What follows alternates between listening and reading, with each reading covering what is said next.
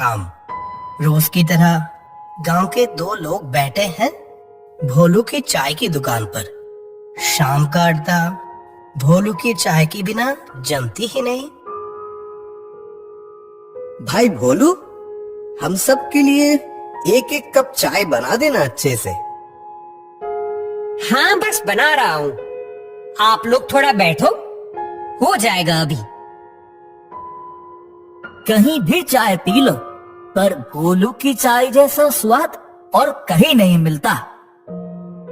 हाँ, सही कहा। उसकी हाथ की अदरक और तेज पत्ता वाली चाय की कोई मुकाबला ही नहीं। ऐसा कुछ नहीं है। आप लोग मुझसे प्यार करते हो, इसीलिए ऐसा बोल रहे हो। अरे नहीं रे भोलू, बिल्कुल सच बात है। ऐसे ही गपशप चल रही थी भोलू की चाय की दुकान पर।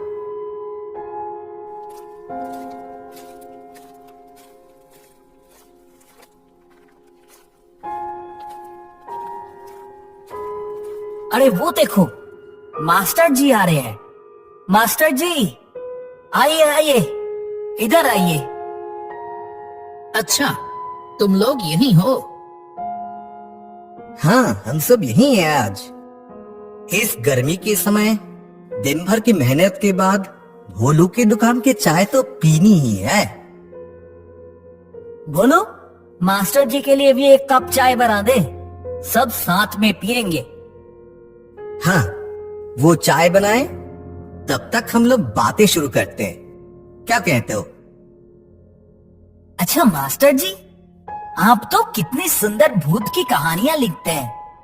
पिछले महीने आपकी जो भूत की कहानी की किताब निकली ना, मेरे बेटी को खरीद कर दी थी, तो बहुत पसंद आई है उसको। ऐसा क्या? हाँ मास्टर जी, और नहीं तो क्या।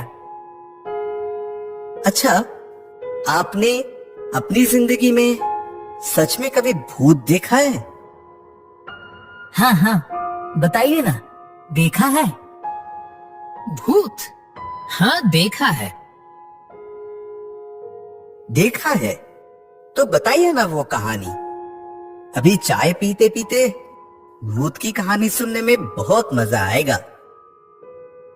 बहुत साल पहले मैं सच में एक भूत के चक्कर में पड़ गया था। फिर वहां से जैसे बचकर आया था। वो भी एक अजीब कहानी है। वही कहानी तुम लोगों को सुनाता हूँ आज। सुनो। हाँ हाँ मास्टर जी, बताइए बताइए। तब मैं इस बिलासपुर गांव में नहीं आया था। गोरखपुर गांव में प्राइमरी स्कूल का हेडमास्टर था। मेरे पिताजी के साथ उस गांव में रहता था तब। तो उस बार क्या हुआ, मोहन से कितने दिनों से मुलाकात नहीं हुई। पता नहीं, उसके लिए दिल बहुत घबराया हुआ है। उसे देखने की बहुत इच्छा हो रही है। आज कितने साल हो गए उससे बात किए हुए। मन उदास हो गया होगा शायद। वो तो है, बहुत दिन बात नहीं हुई, लेकिन पता नहीं क्यों कुछ दिनों से दिल में अजीब सी घबराहट हो रही है।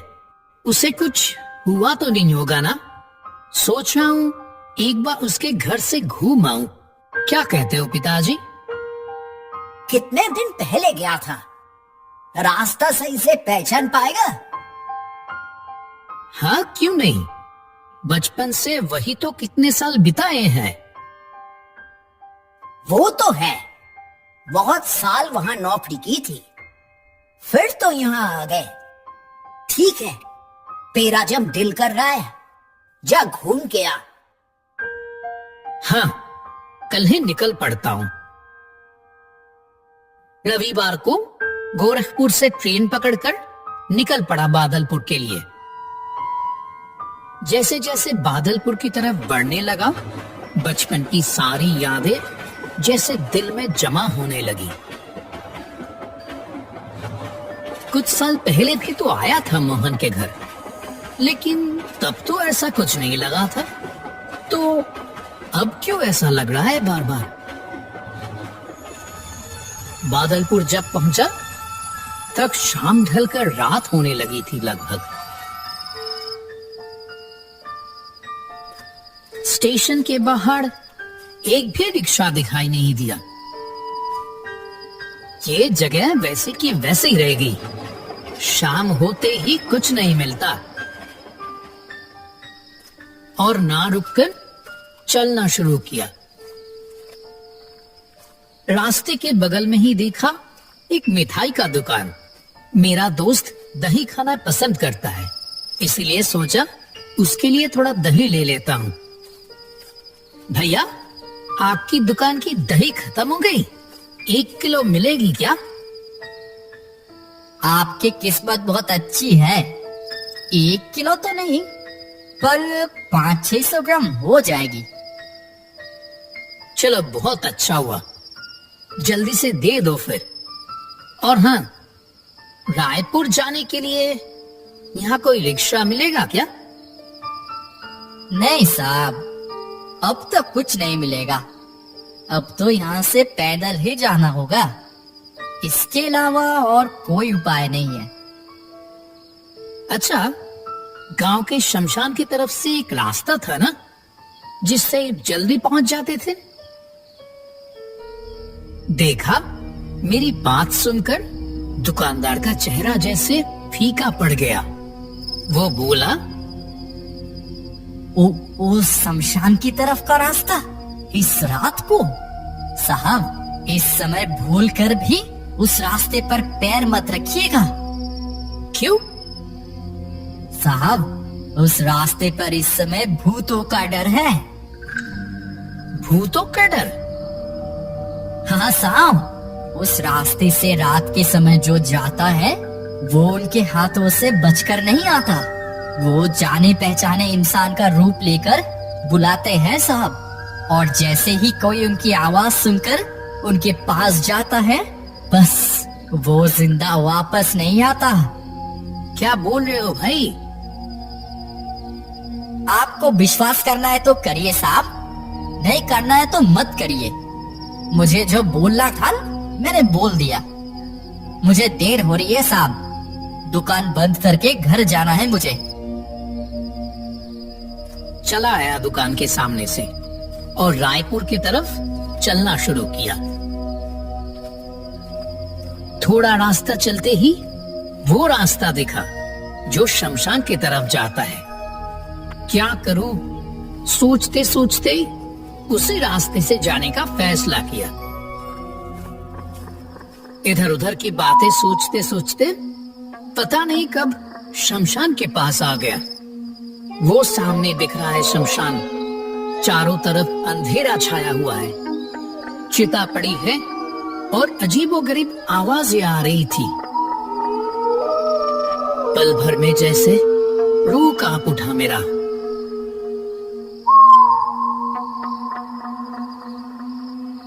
आशु, मुझे बहुत तकलीफ हो रही है, थोड़ा मेरे पास आएगा?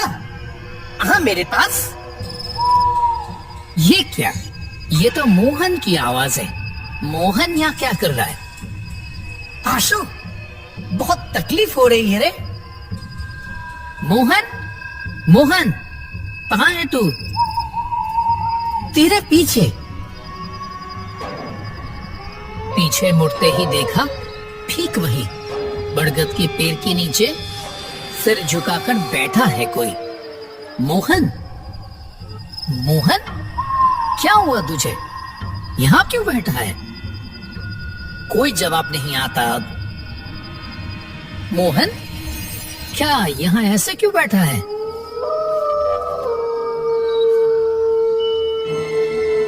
उस चेहरे को देखकर डर से चौंक गया मैं।